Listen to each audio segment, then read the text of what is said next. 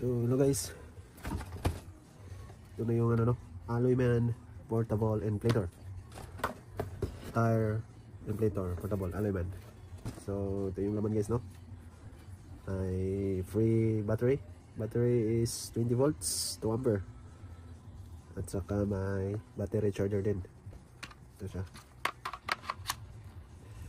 110 volts, saka manual. At ito yung laman niya guys, may ito, ball needle, saka ito, ano itong adapter to, Schrader, nakalagay dito sa manual, Schrader, then, at saka magaling.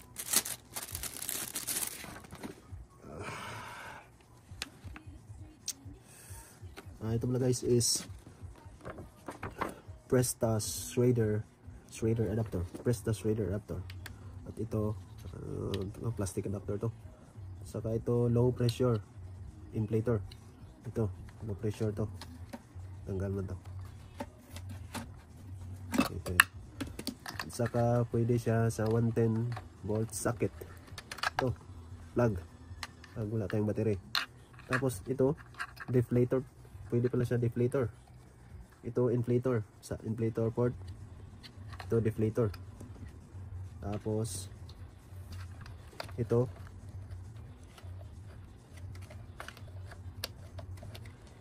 what the fuck,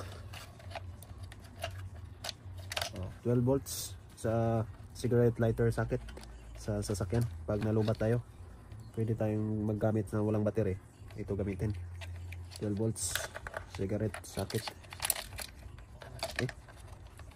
Tapos ito yung high pressure na ano, adapter para sa tire inflator. Almost dito siya sa mga 0.75 meter, hindi naman siya naabot ng 1 meter, 0.75. Saka try natin ang kabit guys, no? Dito at saka bukan natin. At ito pala may button siya, switch for bar, TPA and PSI. Ito na lang, PSI yung natin gamitin.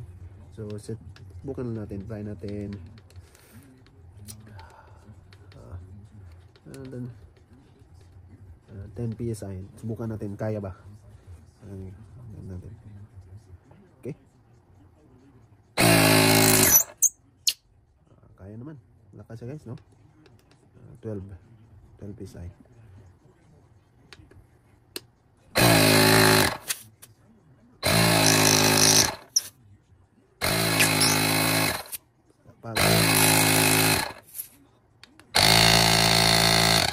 Pag abot siya ng ano, mag-set tayo ng 12 PSI, nag-stop siya automatic. So ano pa ito guys, no? Pag gamitin natin to wall socket, at saka wall socket or either the cigarette lighter, turn the switch like this for wall plug and sa car adapter, 12 volts adapter. Ito socket deflator, low pressure, ito low pressure para dito, ito naman siya, ito.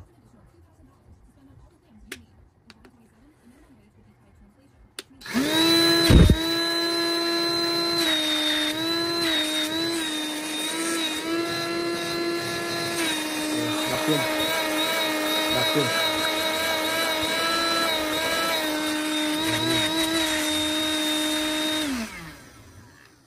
Okay.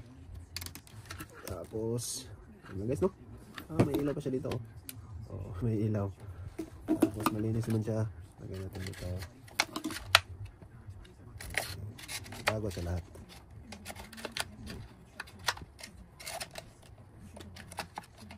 Okay.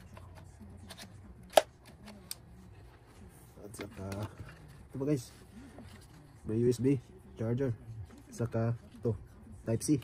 Bukan natin. Bukan natin mag-charge. Try natin charge. Charge mo talaga.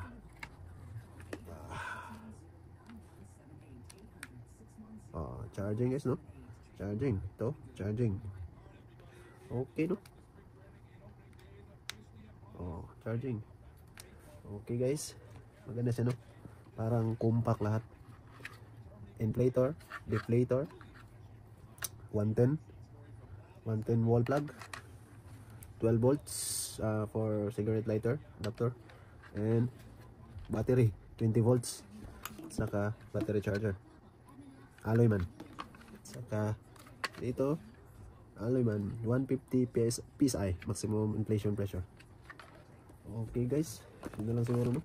Ito manual, yun lang ang laman niya. At sunod na video is subukan na natin mag-inflate sa gulong. Next video, try to inflate tire. Okay guys, yun na lang. Maganda siya. Almost 2 kilos to 3 kilos.